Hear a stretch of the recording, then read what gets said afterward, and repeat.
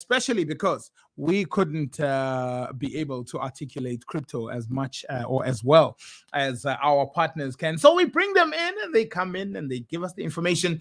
Today, we're going to talk about the things that could change your outlook on how you view wealth, how you view your time, how you view your efforts, and what you're willing to settle for. That's the reality. That nobody's going to force you to be an investor. Nobody is going to force you to be an entrepreneur. Maybe, just maybe, you feel more purpose being a great employee, and that's fine. But how do you control your wealth within that space? Exactly. How do you control your wealth within that space? How do you control the control of your wealth within that space? It takes a lot of understanding.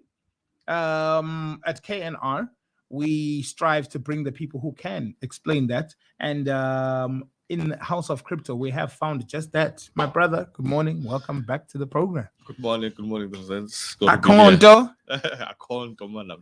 Thanks, man. Today we are dabbling with the cash flow quadrant. This is something that those who have read Rich Dad, Poor Dad by Robert Kiyosaki may be familiar with, but it's expanded and touched upon by many different financial minds who understand it in the same way, but explain it differently. Exactly. Because you're never explaining the same concept to everybody on the same level. Therefore, where we are right now, we want to introduce you to the cash flow quadrant. And as time goes, we might get to expand on it because an elephant is eaten one bite at a time. One bite at a time. Yes. Cool. So today, as we touch on the cash flow quadrant, maybe we need to give a bit of background as to why this explanation of cash flow is so important for people's understanding. Look, man, I think the cash flow quadrant, when I came across it myself, I realized that if we could do a bit of study when it comes to how money flows, and how money should flow, and then we can be in a better position to, work out the results we want in the future and work them out whilst we still can with whatever income we're getting. So the cash flow quadrant simply is all about, in the world, the way of us getting income is divided into those four segments. There aren't any outliers. There's nothing else. You either get money through what the cash flow quadrant stipulates. So Robert Kiyosaki, when he mentioned about or spoke about, actually, in fact, he wrote a book about the cash flow quadrant, and he was trying to explain there the different sources of income that people have from being an employee to being an investor. And then a lot of times when he speaks, he's saying that a lot of people misunderstand him because people think that he's bashing people who are employed or who are employees. And then as a result, that people now don't want to venture into entrepreneurship because of the attitude that they've gotten from the misunderstanding.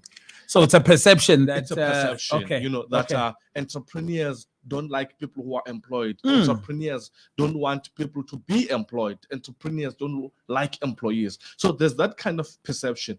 Now, forgetting that entrepreneurs employ people. You understand what I'm saying? Exactly. Entrepreneurs employ people. They need certain skills for their businesses to run. And the workforce required to execute your entrepreneurial idea is more than likely at times skill sets that you personally don't possess, but your idea knows how to get the right people for that. True. So Robert Kiyosaki then says that he is mainly speaking to those people who are trapped in the job they don't like, doing what they don't like, working with people that they don't like, in an environment they don't like. And you have a potential to run a business, but you are trapped in your job. So he's talking mainly to those people who are saying that, look, man, besides what you're doing, do you know that for instance, there are people who are full-time employed, but those people are hired outside of their job spec to be MC, to be they run events, they are in the decor industry and stuff like that. Why? They've got a potential. So they didn't want to be trapped in the job and forget about their dreams. So Robert Kiyosaki writes that book to say now, look, I'm actually provoking what's inside of you. Those people who are trapped in the job mentality and in the job space, but they can actually offer so much more in the world. He's talking mainly to those people. So we're going to talk about that also today, about the cash flow quadrant. We're going to talk about where we are currently. So when we talk about those 4 quadrants, you're going to see where you fit, and you're going to see where you actually want to be when we are done. Let's show people an illustration of the cash flow quadrant to give you a better idea of what we are talking about in practicality. This is the illustration of the cash flow quadrant. Do you care to go through that just briefly? Yeah, man. Let's talk about the famous one with the E quadrant, which is for employee. Yes. Employee quadrant is it's where you have a job. You are an employee. A lot of people start there, especially given our background. Our background is you go to school, you get good grades, you go to varsity or college, and then you get a good job. And then you wait for retirement, and then you wait for dying. And then those who are left behind can share whatever you have worked for. The fruits of your labor. Exactly. That is where the employee quadrant is all about. And a lot of times, the reason a lot of people choose that quadrant is because of keywords like security, job security, and stuff like that. So 13th check, the medical packages, aid, provident fund, you understand, housing allowance, car allowance, and stuff like that. Permanent employment. Exactly. And in fact, that was good in the past 10 years. In the past decade, that was actually things that are happening. If you're looking at what's happening right now, it has actually changed. The system in the E quadrant has also changed. Companies are now offering employees contract terms. They don't employ them fully or permanently. They give them 2 years, they give them 3 years, because they don't want to be in trouble with the Department of Labor. Right. You understand? So, and they're trying to because, I mean, for instance, look at what COVID has done. COVID has disrupted a lot of, contracts and systems and stuff like that. To the extent that now the company started to see that, whilst COVID was happening, we had to pay employees who are working from home, who are not working, because there was lockdown level 5. But still, companies, as much as there was a relief fund from the government, but not everyone got that. Yeah. So you can see that now companies started to reevaluate now and say, look, man, we cannot actually continue giving people permanent positions. Let's employ them on 2-year contracts so that it can be easy to let them go should we need to let them go. Right. You understand? So the E quadrant is all about that. Now, to dig more into that, what I've noticed is that in the E quadrant, there's only 5% of wealth in the world. World wealth, there's only 5% that's allocated to the E quadrant. And guess what? 95% of the population of the workforce are actually fighting for the 5% of the money, of the wealth, or of the my goodness. So 95% of the workforce is fighting to get the 5%. That's the reason why you can never go to an employer and you say, I want a raise, and he says no problem, and it's not the check. It cannot happen like that, because why? There's only 5% allocated for that quadrant. There's 95% of people who are actually looking for that 5% of the money. There's more of you willing to do the job at this rate than those of you, I'm willing to give a better rate for this job that you're doing. You understand? Sure. Exactly. So the employer will rather say, okay, look, if you want the raise, we don't have the raise. We'll actually let you go and take someone else and pay them at a lower rate even. And we wish you well. And we wish you for your future endeavors. So people want job security. Sure. So hence everyone goes to that. Of course, we cannot run away from the perception of where we're coming from. It's all about going to work, getting to school, going to work, and then getting a job. You understand? No, if you meet any elder in the street, no one can ask you, what business are you now running? Sure. The first question is, where are you now working? Where are you now employed? Because the mentality is that, or what new business You understand? venture have you undertaken? Exactly. Those are So- not common questions. those are not common questions, because why? The mentality generally is about, let's go to work, True. let's get employed and everything. True. And a lot of dreams actually are dying in that quadrant. And I'm not saying this negatively. I'm talking about people who are real dreamers, people who want to do more for the world, for the community. But the minute they get a salary, they are trapped. Now, let's talk about how they are trapped. They are trapped because, let's just talk about a figure. They get Sure. 20,000 rand salary. Right. Okay. You get a job, you get 20K. And now, and you're working at Keith Raid. Okay, I get employed here. They say, so you're good, man. We want you to run this program and stuff like that. Here's your 20K. And now, so works at KNR. There's no way so is gonna live in the squatters. Right. With 20K, I have to find an apartment that's worth KNR. That's worth, according to me, that's gonna be worth a certain level of someone who earns actually 20K. Okay, so what am I gonna do? I'm gonna look for an apartment for 6,000 rands already. Okay, and then You're putting yourself under pressure already. Okay. And then the next thing is, look, man, there's a certain car I gotta drive, and I'm gonna look for C180, Mercedes-Benz, BMW 320, whatever car. That's gonna be on that level. Yes. And there you are again, finding yourself paying 7.5, maybe including insurance. Then there's gonna be the certain clothing that you're gonna be accustomed to. There's gonna be different things that you're gonna want to. Before you know it, out of the 20K, you now have got 1,800 rands left every month. That means that should they increase fuel, should they increase the price of food, that 1,800 rands gets to 600 rands.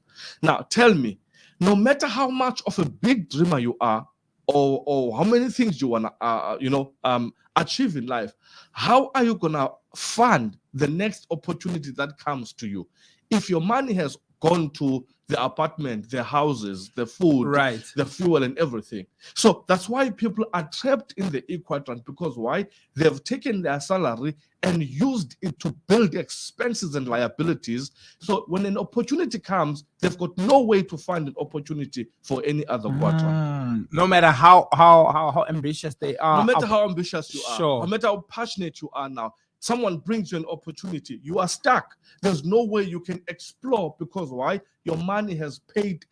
Your money is paying for expenses. It means your salary now is not building you. Your salary is actually going for expenses and liabilities. So when we say people are trapped there, it's not an insult. It's to say, guys, let's wake up.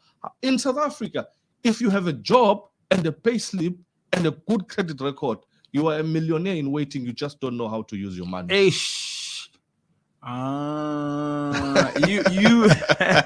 You are a millionaire in waiting, and you just don't know how to use your cash. This is very important. If you have, let me say, you have a salary, you have a good job, you have a salary, you have a pay slip, you have a good credit record in South Africa today, man, you are a millionaire in waiting. You just don't know how to use the money.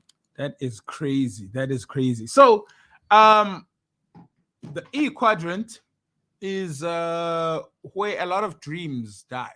That's where a lot of dreams die, because because you're an employee, but because your priorities do not exactly. allow. I like that. They're not dying because you're an employee. No, Yeah. your priorities do not allow you to think bigger than the current format of earning that you've taken undertaken, which is employment. Exactly. Your thoughts always might be in entrepreneurship, but your kickstart from employment to there is it's not possible in your mind or in your situation. You understand? It has been shattered because of the decisions you have taken when you start earning your salary, and now the problem is that you can't go back. Because you already have the car, you're already paying for that, you're already paying for this. Now it's difficult to say, look, man, let me reverse a bit and actually go back and start afresh. It's difficult to start afresh. Others are paying loans. And I mean, there's a good word you mentioned there. You said you are already under pressure. Yes. Now, where's this pressure coming from? Whew. You understand? Because it's multi-layered. Exactly. This pressure. Yes. Because most of the time, these things we do, we're not even actually doing it for ourselves. We want to be seen driving this Mac.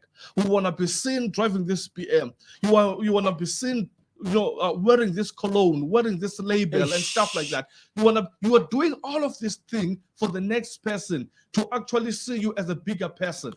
So I just want to ask something on that note. Are you now doing this because you are earning 20K? Or are these things you were doing before and now you can just afford to do them? Or is it now because you're earning 20K, you're putting yourself under 40K pressure?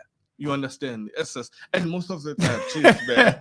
And most of the time, these things we do, especially in that quadrant, we do these things mainly because we qualify to have these things, but we don't afford these things. That's a big difference. If you're earning 20K and you go to the bank to say, look, man, I want a car. The bank system is to check your credit score and your credit record. And then they're going to qualify you. They're going to see if you qualify to get this car that costs 11,000 rands a month from your 20K salary. And guess what? The bank says that you qualify, they give you the car because you qualify.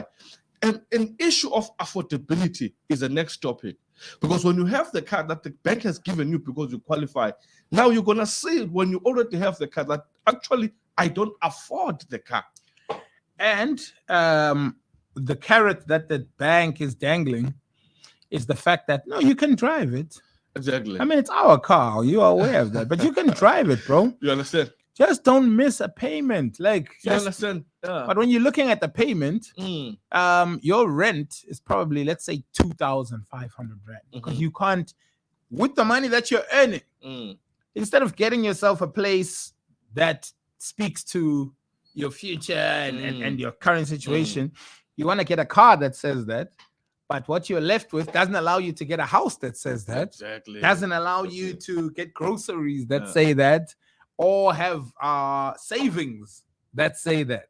Am I on the right track? You understand? So that's basically what happens, Bralums, because you notice that when people are actually in that quadrant, yes, they feel defensive of exploring or of any information that may lead to any other quadrant. Is that more taken as an insult? It's taken as an insult. It's taken as a challenge. It's taken as you are against their education, because that's another key thing. That's another key thing. Uzenza clever. You understand? There was a lady who got shocked that in my world, because I left work, I left my job. Yes. So there was a lady who was shocked that I even went to University of Forte. Because in her mind, entrepreneurship is a shortcut to success. Not something alumni from such an institution would dare venture into. You understand? Why would you go to accounting at school and then drop it all to actually pursue entrepreneurship? So there's still that mentality that as long as it was not taught at school, it's not legit. There's also the perception that you dropped it all. You understand? Exactly. As if you're not applying any of those principles to your understanding of financial literacy and growth and all of that. Exactly. So there's a lot of things that are happening there, and people are fighting against each other because of I'm employed, I've got my money and everything.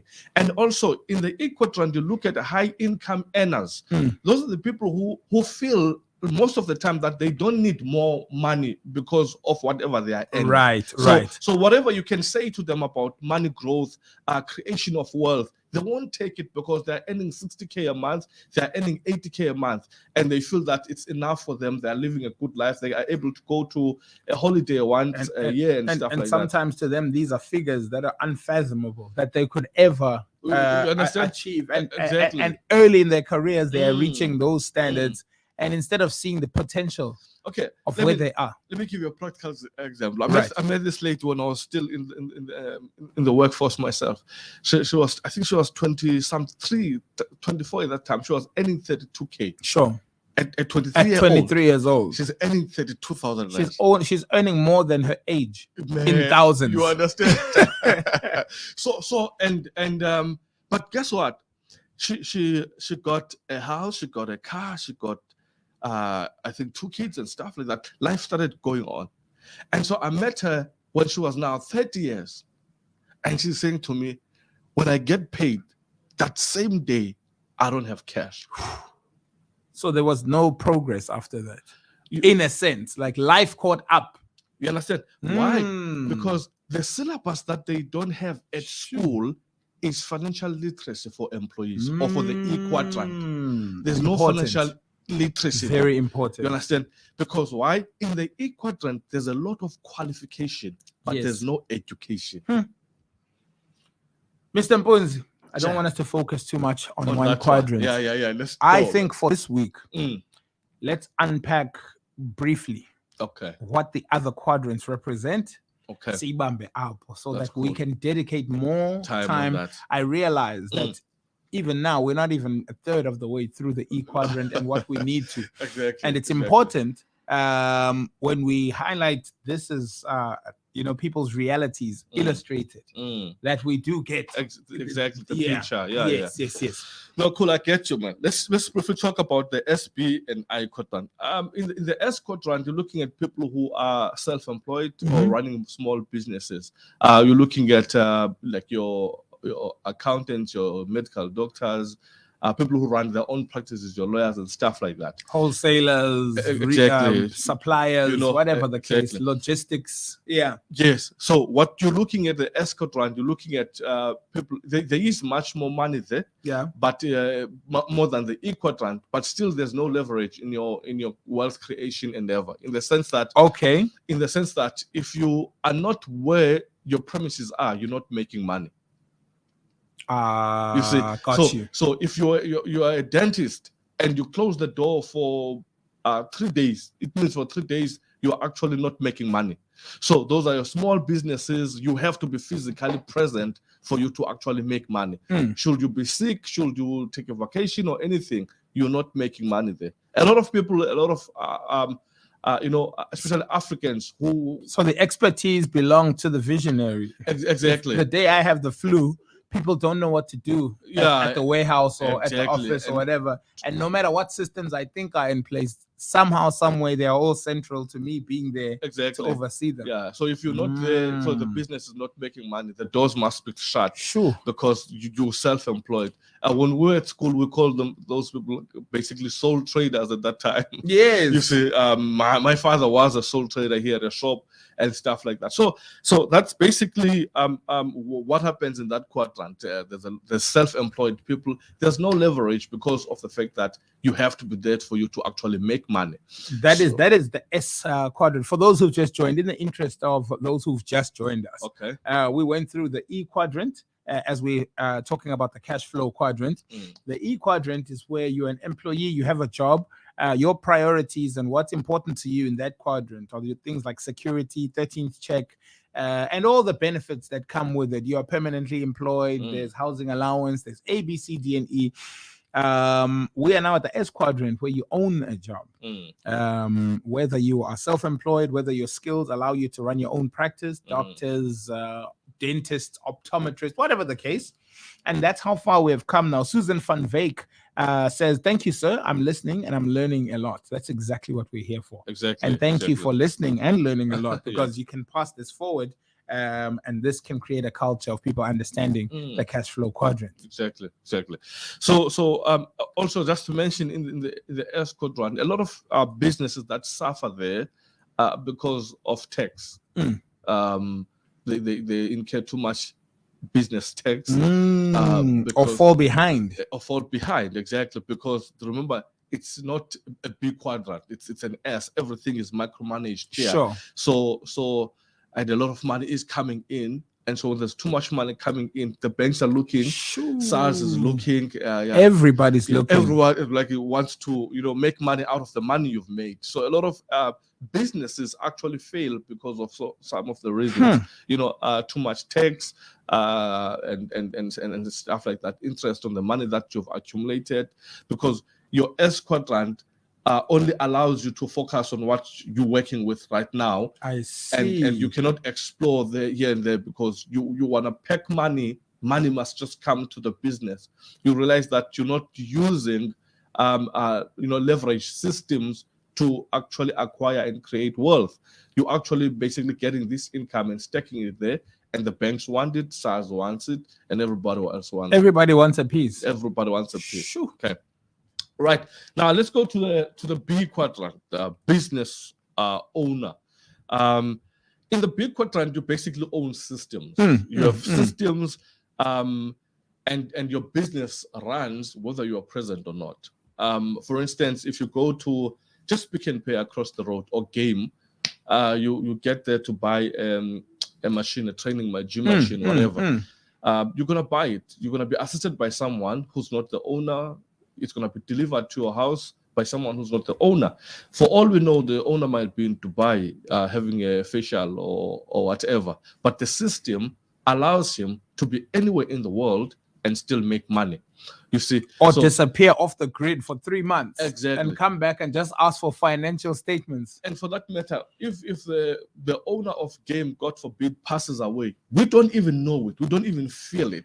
You know, there's no closure of the business for a month. Even the employees might not be told until everything is done. To say we've got a new head of what. You understand? As 2 months ago, we lost the founder. Like, exactly. So it's not a day of mourning either. You understand? Exactly. But the business is running. Yes. There was no change. Why? The systems in place are actually allowing for those things to actually to move smoothly like that.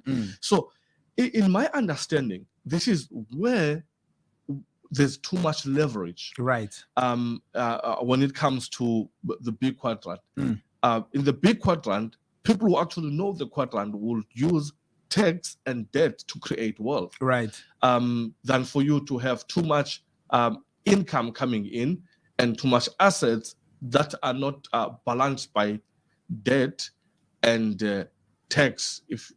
But that's another big topic for another day, obviously. But it's good you touched on it just to show that that's just a bullet point, exactly, of many that we're still going to be unpacking in this. Exactly. So in the big quadrant, you make people make a lot of money. Right. They know where to venture in. I mean, I was shocked to realize that a lot of retail businesses that we know, the owners do not consider those businesses as their real businesses. They invest in properties, and in plant hire and stuff like that, and use these other businesses as cash cows to fund every other dream. Sure. So there's a whole lot of things that are happening. So they've got a money printer. You understand? And then they've got other businesses which they take that money and go and put it in. And can I tell you the honest truth? A lot of people in that quadrant don't pay too much tax. Yeah. Because that tax. That's not mine. That's definitely not mine. You see, so a lot of people in that quadrant don't pay too much. Right. Too much of the tax. So that's basically that. So in the B quadrant, we ought to somehow find a way to be there. If Africa has a future and Africa has the ability to contest with the world, we ought to pull up our socks and be involved in entrepreneurship. Is the B quadrant like the golf course of cash flow? Is that where all the deals are made? That's where the deals are made. Right. That's where the influencers of the world are made. That's even what politicians listen to. Sure. Because even politicians are funded by that quadrant. Right. You understand? Everything can stop if that quadrant wouldn't exist. Or would turn its back on the obligations that it's undertaken. Exactly. There wouldn't be job creation. There wouldn't be anything. Because why? It's not there. So why am I mentioning that? I'm mentioning it because the E and the S quadrant are vital as a foundation to venture into the B quadrant. Right. So it's progress. It's progress. I have a salary. I started this small business. and I was now working I'm for all myself. in. Now I'm all in. I'm having 7 employees as a start. Shoo. Now I'm having 13 employees. Now I'm having 6,000 employees.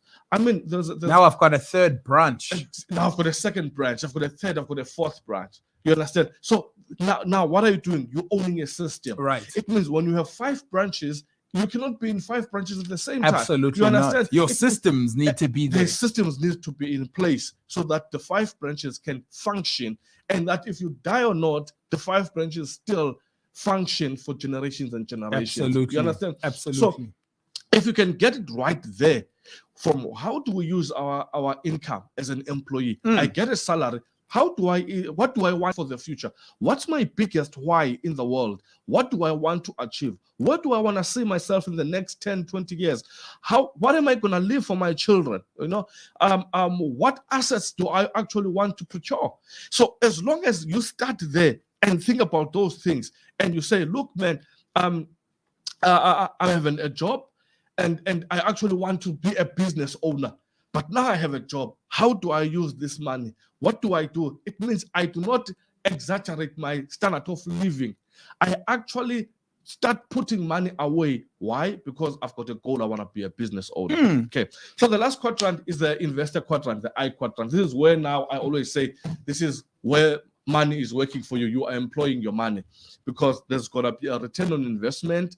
I know different companies that have got good returns, because the trick there when it comes to the I quadrant is all about the time frame. Right. When someone says I'm investing my money, blah blah blah blah, and then and they say I've invested my money, and the promise is that I'm gonna get my money in 3 weeks, and I'm gonna get this huge amount of money. So investment by nature is middle to long term. Yes. Investment by nature. That's the time frame. And it's not a pressure. It's not a situation. Exactly. Yeah. And there's gonna be a return on investment and stuff like that. If you remember when we spoke about the guy who was scammed out of investing money because the time frame was actually a red flag. Yes. So it's all about that. The time frame is key when it comes to investment. So I think that quadrant is good. It's better than saving. In fact, Robert Kiyosaki says savers are losers. He's not talking about that we shouldn't save, but he's saying if you save money, just know that your money put in the bank and it's saved there, it means it's losing value every day. It's not working out for you. It's not working for you. If there's something you could make it work for you within. Exactly. It could help grow it parallel to what is. Exactly. What does that mean? It means if you have 100,000 rands today, and then you keep the 100 rand, you save it. In the next 3 years, the things that you could have bought with the 100,000 rands 2 years back, you're not going to buy the same things 2 years after because the 100,000 rands has actually lost value. And you can't afford those things. You can't afford those or things those now. things have dropped in value that, or quality even, that you don't want them anymore. And they've gone up in terms of the price. It means you have the same 100,000 rands, but the same 100,000 rands cannot buy the same things you could have bought 2 years ago. That's why he's saving. Savers are losers. Invest your money. Let your money work for you. And the word losers is not the social derogatory term. Exactly. It means losers in the literal sense that you money. will have lost money. You're losing money. Yes. Your money is not compounding. It's not getting any value back, and it's not growing beyond anything that you've been told. Exactly, and you have no control over the growth. I'm glad you actually explained that losers part, because people think again it's an insult when you say savers are losers, not knowing that it actually means it's talking about the money. That the money you think you're saving, you're losing on it by saving it. And there's no other word for it. There's no other word for it. So if you want your money to work for you, invest your money. Look for a company that gives value to your money and invest your money, and that way you're gonna give a passive income kind of way, in a literal sense. Your money working for you, it means you passively gaining from your money, which is your capital. His name is Soyiso Mpunzi, the co-founder of House of Crypto, based right here at is it the old or the new Colonnade building? New Colonnade building on Devro Avenue, right there next to MultiChoice. Yeah. In the corner, you cannot miss it. And if you look at his T-shirt, That's exactly what you'll see there. House of House of Crypto. How do they get in touch with you, my brother? Look, man, you can check our social pages on Facebook, House of Crypto. You can visit us directly in our office. You can give us a call or WhatsApp on 081-877-3749. 081-877-3749. We just introduced the cash flow quadrant. Those who want to share that with a friend, share the link, tell them about it, tag them on here, because there's going to be a whole lot more unpacking. We feel like this is part and parcel of what is so important. And when you understand the cash flow quadrant in relation to cryptocurrency, which is where we are still going. We're going there. There's going to be a big linkage that's going to be made between that, and maybe want you to explore with understanding and knowledge the possibilities of cryptocurrency falling into the cash flow quadrant, and how then you can look at how your money behaves and how you can influence the behavior of your money and your situation. On that note, let's suspend it there. Let's keep it there. The elephant has been chewed. We'll see you next time, my brother. Next week, where we continue with the cash flow quadrant. This has been another one brought to you by KNR and House of Crypto. Ladies and gentlemen, let's see what all the fuck is from the States